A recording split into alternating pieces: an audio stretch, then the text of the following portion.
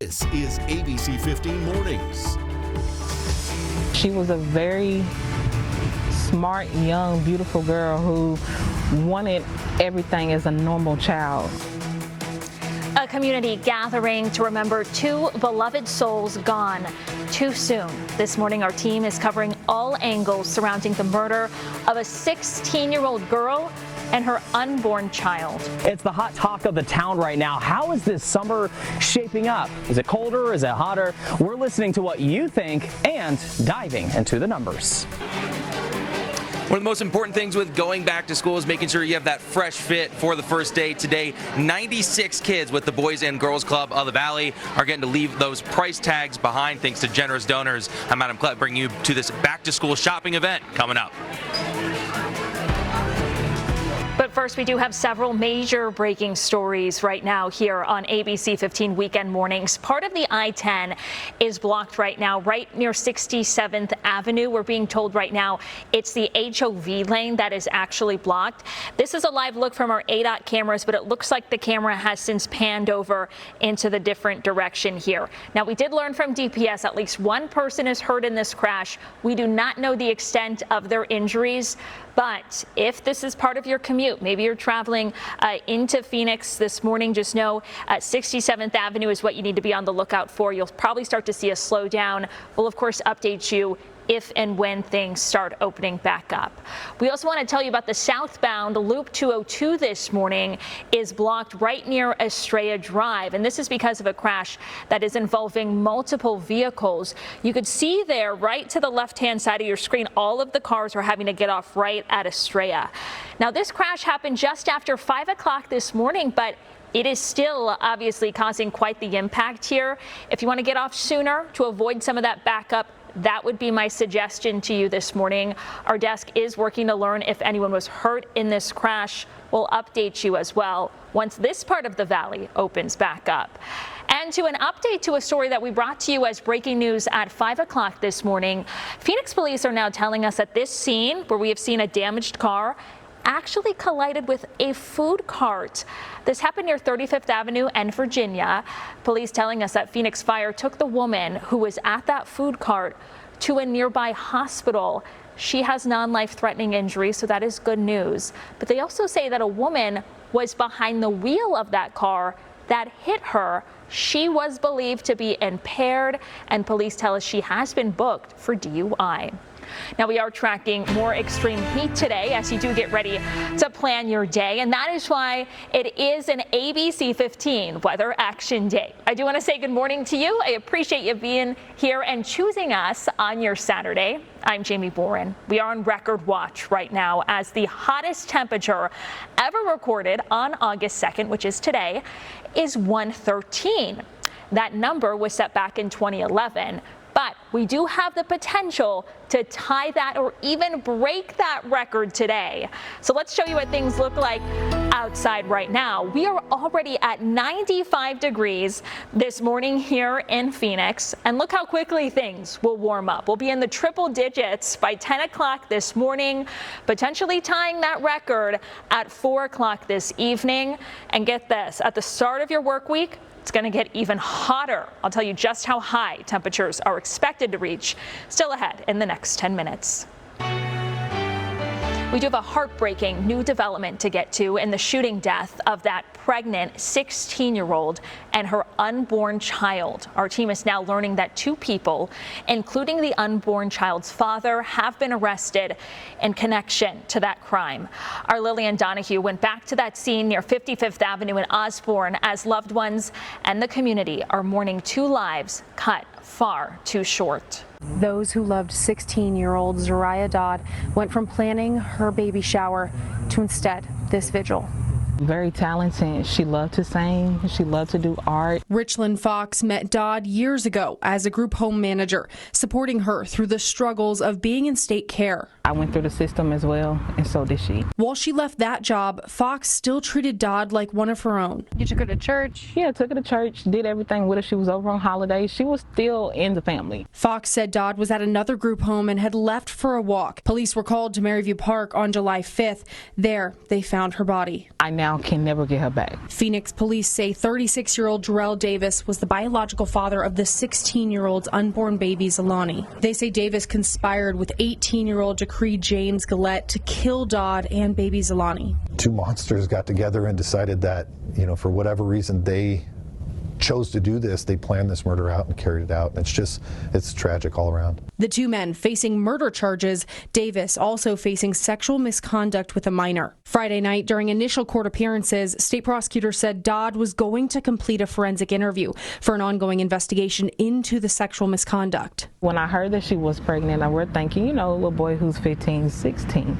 But no, a 30-something man is what we had got back. Fox said Dodd had been to many group homes in her short life and that she was known to run. Zariah was failed when she hit home number 5, 10, 11, 12, 13, 14, and so on and so on. She was failed in. Advocates saying more measures should be put in place to protect high-risk teens like Dodd. And there's so many other youth just like her in foster care, so many youth just like her in other group homes that deserve to know that there's going to be justice brought, not just for her, but also for them. As questions remain, Fox is focusing on the young person stolen too soon from her future. She was a very smart, young, beautiful girl who wanted everything as a normal child. In Phoenix, Lillian Donahue, ABC15 Arizona. It's just heartbreaking. The ABC15 investigators have confirmed that teenager had been staying at a group home here in the Valley, as you just heard. And investigator Jennifer Kovaleski is hearing from that home now, and also the Department of Child Safety. As Phoenix police investigate the murders of 16-year-old Zariah Dodd and her unborn child, we're digging into the group home where the teen had been staying. Here's what we know. The facility is run by Sunshine Residential Homes, one of the largest group home providers in Arizona. We're still working to confirm which location the pregnant teen was staying at, but we know she was found unresponsive at this Maryville Park, away from the group home. This all happened in early July. We asked Sunshine Residential Homes if they're launching an internal investigation. The group home didn't answer that question, but sent us a statement writing in part, "We share our deepest condolences with the loved ones who were affected by this horrific crime. Our number one priority is to keep our children, staff, and community safe." The group home also says they are working with Phoenix police. We reached out to the Arizona Department of Child Safety, the agency that oversees group homes in our state. DCS tells me they can't comment on case specifics, but do say they are working with the group home to ensure they complied with all licensing rules. The investigation into this case is far from over. We'll continue to track the latest developments and provide updates as we learn more. I'm investigator Jennifer Kovaleski, ABC15 Arizona. Well, if you have a story idea for the ABC15 investigators, you have the chance to speak directly with our team. This coming Tuesday, we're holding an ABC15 investigators phone bank where you can call in and share your news tips. Our team is ready to listen to all of your concerns about things like wrongful spending, government corruption, and a whole lot more. The phone lines will be open Tuesday night from 5 to 7. And your wildfire watch now this morning. The Dragon Bravo fire continues to explode in size as it burns right near the Grand Canyon's North Rim.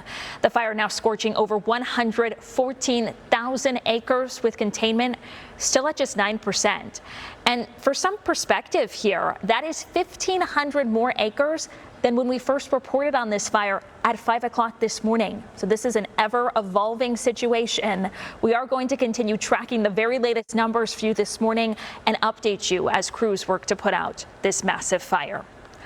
Watching Washington now this morning as stock markets are taking a hit after a 1-2 punch, a disappointing jobs report, and the president's onslaught of new tariffs. ABC News senior White House correspondent Selena Wang has the very latest. Overnight, President Trump furious over a disappointing jobs report, firing the Labor Department official who releases the data.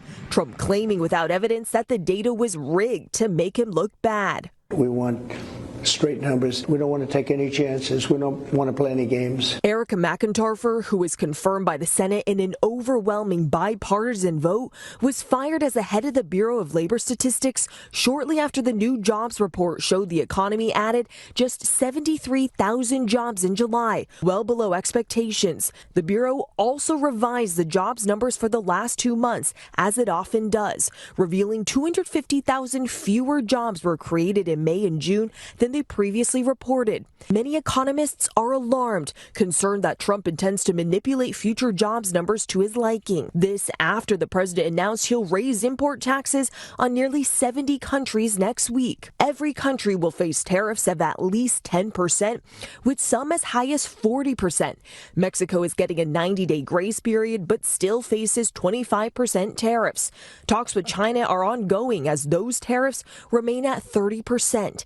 American business say they're already paying the price. Ford estimated the tariffs will cost the company $2 billion this year. Procter & Gamble, which makes everything from toothpaste to detergent, says it's raising prices on 1/4 of its products, passing some of those tariff costs on to consumers. One analysis finds the average household could spend up to $2,400 more a year on everything from food to clothes to cars. And the worries are showing up at town halls, including at this one with Republican Congressman Brian Stile of Wisconsin. I really feel that this is a terrible tax that's going to be placed upon the citizens of the United States. Well, time right now is 8:09, and it is back to school for so many kids across the valley. And we're taking a look at some of the events happening to make sure that they are ready to go. Starting with Gilbert, their annual back-to-school shopping event with firefighters is taking place today at Kohl's. They're going to be helping a select number of students in need get ready for the new year by helping them buy all of those essentials. We love seeing our first responders having that one-on-one time with kids. Okay, this next event, it's a hands-on experience that anyone can take part in. This is the Touch a Truck and School Supply event. It's a first of its kind at the Tanger Outlets, happening later on this morning. That's right across the street from State Farm Stadium, as you may know. And admission is free if you donate school supplies or gear. So that is one that I know the toddlers specifically, and even some of the older kids, are going to really love. They love getting to see those fire trucks up close and personal. But we do want to turn now to this. There's another event that is making sure that kids have all that they need to start the school year off successfully. So much happening. We love seeing so much happening on a weekend. Today, the Phoenix 2030 Club is working with the Boys and Girls Club and Kohl's to give 100 Valley kids some brand new clothes, shoes, and school supplies for the year ahead. So that is where we find ABC 15's Adam Klepp for us this morning. Adam, this event is so crucial to help those in need right here in our community. Jimmy, you can feel the excitement here at the checkout line. 96 kids from the Boys and Girls Club of the Valley not having to worry about the price tag, getting to shop here at Kohl's, getting those fresh fits ready for school. And I'm here joined by Randy and Dawson with the Phoenix 2030 Club. You guys are the ones making this all possible. Randy, what's going on this morning? I mean, back to school is one of the biggest days of the year, especially when you're younger. You want to just make sure you're going off on the right foot. And a lot of these kids, a little underprivileged, so we're giving them an opportunity to get that fresh new look and give them a lot of confidence as they go into the new year. For me, it was always the shoes. I wanted to have the best shoes, and the shoe section was very, very busy this morning. Randy, how much money is each kid getting here today? Each kid starts off with $125 donated from Kohl's, but we double that down. We match that as members of the club. So we get $250 per kid to give them, like I said, that fresh new look as they go into the new year.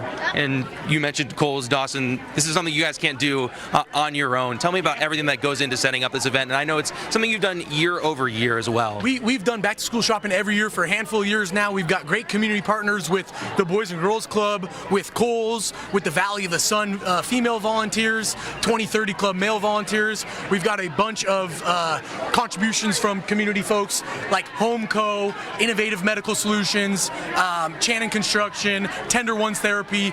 A lot of things come together for these kids, and we love it, man. That's what it's all about. Just quickly, guys, for you both, what's the most rewarding part about this for you? Honestly, we talk about it in the group chat at 5:30 in the morning. Hey, wake up everybody, it's Christmas Day, let's go. So we love to see the smiles on these kids. We've seen a couple of kids again and again for the past couple years since we're working with the same branch. That's awesome. And yeah, a lot of schools start on Monday, so we're getting them ready to rock on a couple days from now, 48 hours. And it's just exciting to be a part of their first day of school and their process. Yeah, I mean, you can just see the look in their faces when they ask you, hey, can I get this pair of shoes? It's like Christmas morning for them, and nothing's ever better, and they get to do it before they go into a new school year. So that confidence, we think it's just going to set them up for success, and that's the best part of this. Well, Randy and Dawson, thank you so much for what you're doing this morning and for everyone in your club. It's really awesome to see everybody walking down the aisles here, and kids are like, I can have this shirt, I can have this pair of pants, and just making their day and getting that confidence for school. It's a huge thing walking in that first day. Jamie, as you mentioned, there's a bunch of great events going on across the valley today. So if you didn't make it to this one, there still is ways to get your child some help heading into the school year. As we know, we've reported it costs Valley families sometimes hundreds of dollars to send these kids back to school. So just an awesome helping hand here this morning. Reporting live, Adam Klepp, ABC 15, Arizona. Love how they're comparing it to Christmas Day. It really does bring that joy and smiles to so many faces. Well, we want you to stay with ABC 15 because we are doing all that we can to make sure that you are ready for more extreme heat here in the valley. It is another weather action day here at ABC 15. In just minutes at 8:20, I'll be speaking with Tempe Community Action Agency to help bring you some vital resources for rent and also air conditioning assistance in this sweltering heat.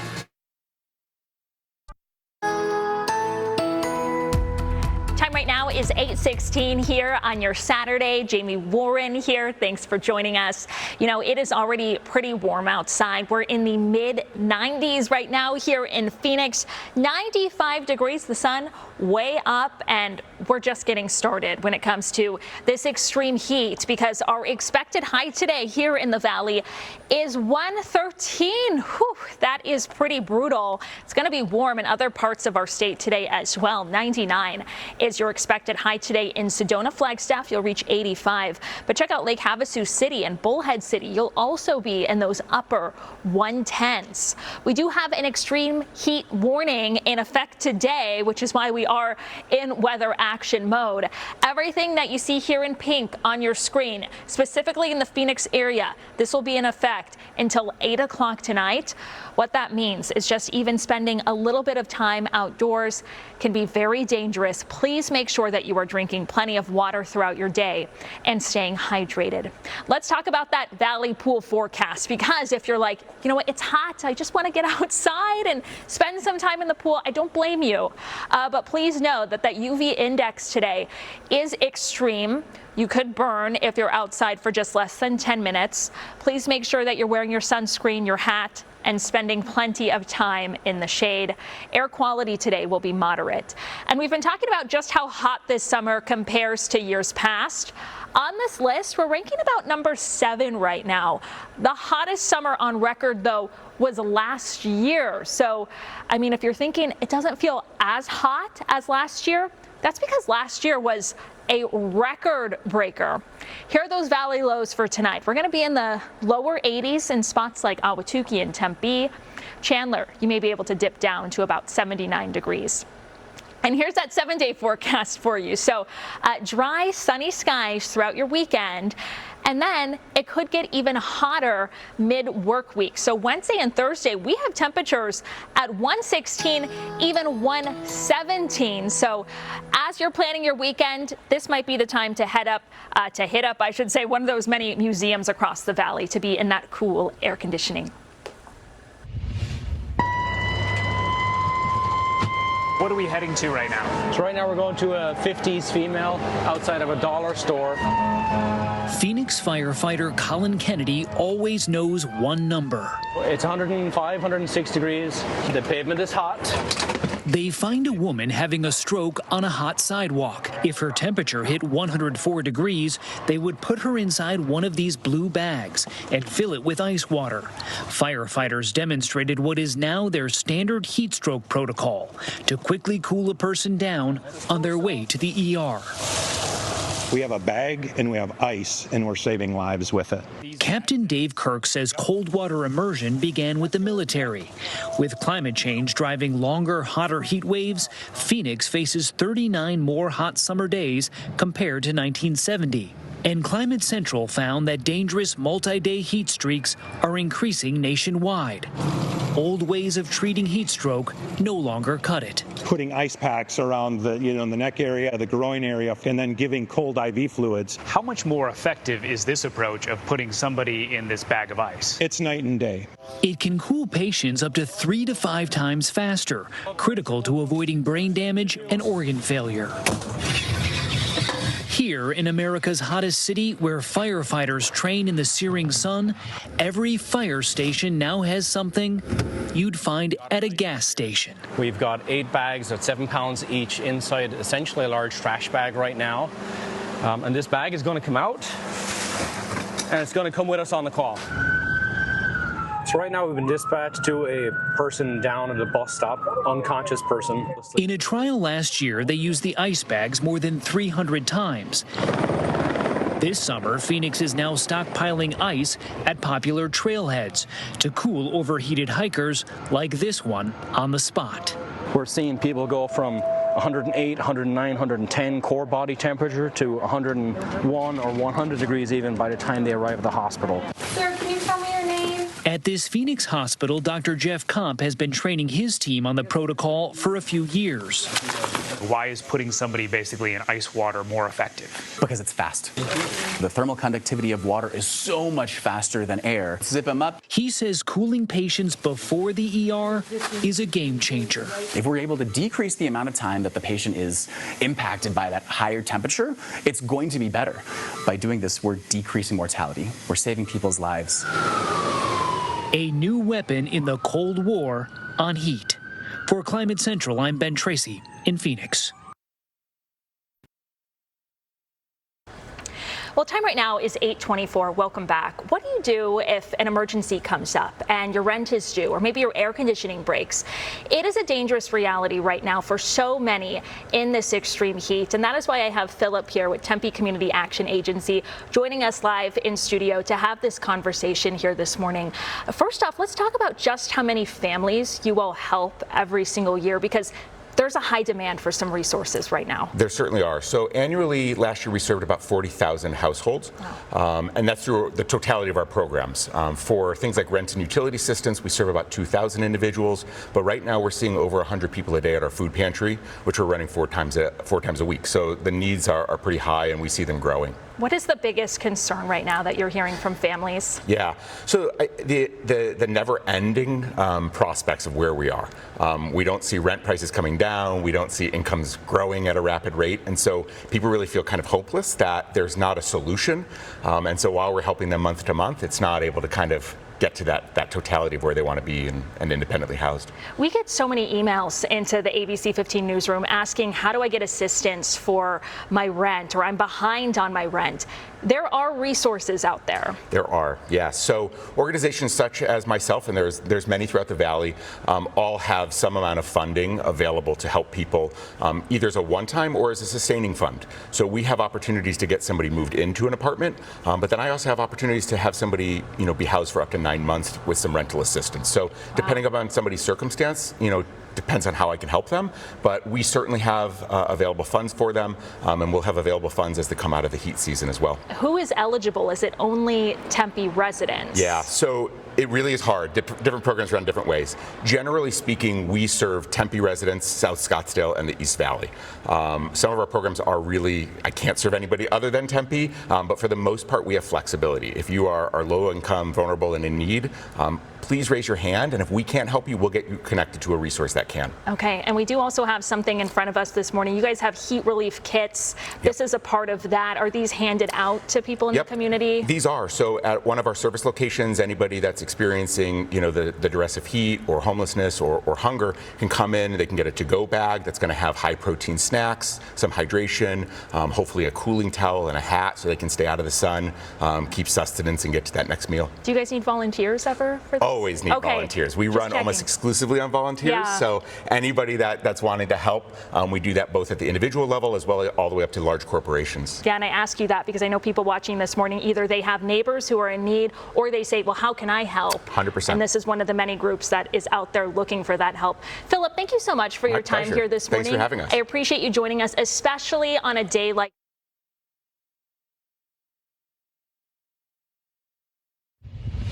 2 years ago, around this time, we were on this same block as crews cleaned up the encampment known as the Zone. That obviously didn't end the homelessness crisis, and last night we spent some time on the streets discovering the realities that face folks who spend their nights out here. You're over here most nights? How often? Every night, pretty much, because we just have Circle K. We spent the night in a few different spots around Phoenix, chatting with folks about their experiences. The vast majority didn't want to go on camera, but all pointed to drugs being an issue in the community. They don't let anybody use the bathrooms here. They don't let anybody use the bathrooms here. So if you gotta go to the bathroom, what do you do? They have to go somewhere else. A few blocks away, the Homeless ID Project, along with Cass, St. Joseph the Worker, Elaine, Crossroads, and the Fort Greene Project, all spending the night outside. We're not trying to replicate a night out of sleeping out in the street, because we've got a lot of privilege around this, as you can see. But what we are trying to do is just bring a reminder that homelessness exists and that it's a very difficult thing to overcome. The Homeless ID Project was founded after a man spent 30 days living among the unhoused population in Phoenix and Tucson. Just last year, the project helped more than 3,000 women get IDs or birth certificates, the vast majority victims of domestic violence. Comes to the Homeless ID Project and we could give it to them. She didn't know what her life was going to be if we didn't have it, and that's why when I brought it, she started crying. In downtown Phoenix, Well, I got ice chest full of soda. I got some groceries. Roberto uses caffeine to stay awake when he doesn't get into shelter. Well, I got a bed at Cass over there, but I missed curfew tonight, so I couldn't. So what do you do I'm now? out here with my buddy now. He says he's waiting on a replacement social security card and other ID, trying to find shelter in the meantime. They all been good, you know, as far as, you know, getting a bed. He says his belongings have been targeted by thieves, part of the danger of a night outside. It's kind of a bad area at night. I wouldn't bring your kids over here to play. It can be a dangerous reality. People who end up in homelessness, who lose their documents or who didn't have them to begin with, really have an uphill battle. And when they come in to see us, man, they're some of the bravest people I know. There's always a need for more volunteers to help, working towards the goal of ending homelessness. In Phoenix, Fort Hatchett, ABC 15, Arizona.